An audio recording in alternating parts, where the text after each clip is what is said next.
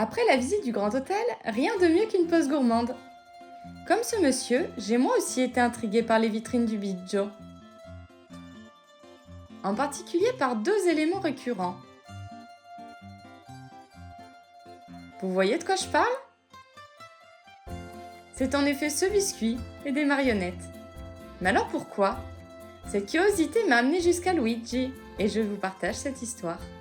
Buongiorno a tutti, siamo a San Pellegrino, la mia pasticceria è sulle righe del fiume dagli anni 30 quando mio nonno decise di aprirla proprio in questo posto. Le nom de la pâtisserie provient du surnom donné au fondateur. Et aujourd'hui, ce sont ses petits-enfants qui continuent à faire vivre l'entreprise familiale. Fin dall'epoca il nostro prodotto di punta è il biscotto, che è una frolla della semplicità dei sapori molto delicati. Le savoir-faire s'est transmis de génération en génération et toujours fidèle à la recette originale de 1934, composée de farine, d'œufs, de lait et de sucre. Notons également une particularité. Ces boîtes de biscuits ont fait le voyage jusqu'en France à plusieurs reprises puisque Moltissimi emigranti bergamaschi che venivano a lavorare in Francia portavano il biscotto come simbolo del proprio paese. le biscuit prend la forme d'une demi-lune, comme dédicace à l'intérêt de la femme du pâtissier pour l'astronomie, mais représente également le sourire d'une marionnette.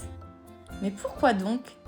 Eh bien oui, Luigi Milesi avait une deuxième passion, au point de devenir à l'époque l'un des marionnettistes les plus connus de la Bergamasque.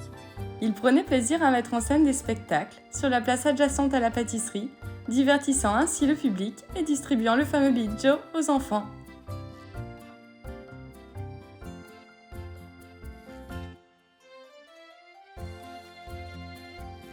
Questa qua è la maschera tipica di Bergamo, si chiama Gioppino, è caratterizzato da questi gozzi. Per la mancanza di sale nell'alimentazione si gonfiava la trachea e nella commedia dell'arte venivano esasperati.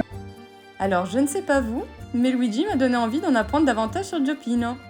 La prochaine fois, je vous emmènerai donc le retrouver en action sous les mains d'autres marionnettistes, tout autant dévoués à faire perdurer la représentation de ce typique paysan bergamasque. Mais à présent, redirigeons notre attention sur d'autres créations du Biggio. Au fil du temps, la pâtisserie a élargi sa gamme de produits, propres à la maison ou typiques de la province de Bergame. De plus, un restaurant a ouvert ses portes, permettant de savourer des plats raffinés, et même les casoncelli, emblème de la cuisine bergamasque. Le tout dans un cadre enchanteur donnant sur le casino. Et pour ceux qui désirent prolonger l'expérience jusqu'au bout, une nuit dans une chambre offrant une vue imprenable sur le majestueux Grand Hôtel, dont vous connaissez déjà l'histoire, pourrait être une belle manière de parfaire votre séjour. Vi aspettiamo a San Pellegrino, buona giornata!